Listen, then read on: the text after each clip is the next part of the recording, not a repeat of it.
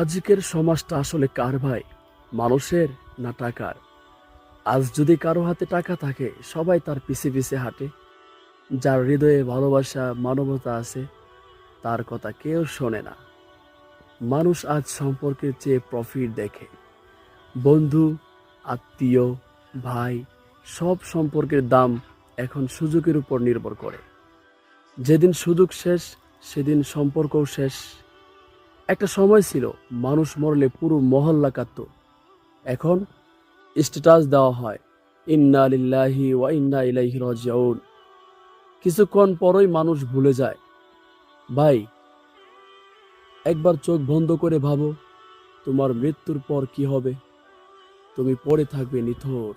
তোমার মায়ের কান্না, তোমার স্ত্রীর হাহাকার, তোমার সন্তানের চিৎকার সব থাকবে, তুমি থাকবে না। দাফনের পর সবাই যাবে যার যার কাজে। তোমার bank balance, Facebook follower, status সব মাটি।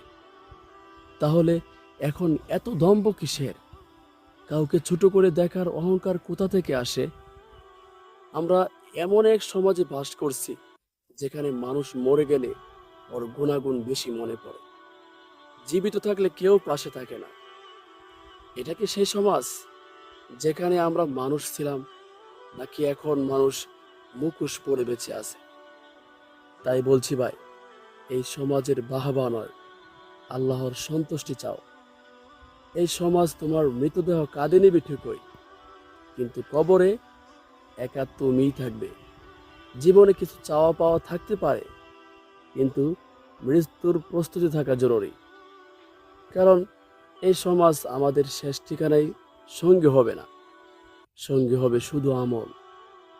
ভাবো, বদলাও, প্রস্তুত হও, কারণ সময় শেষ হয়ে যাচ্ছে।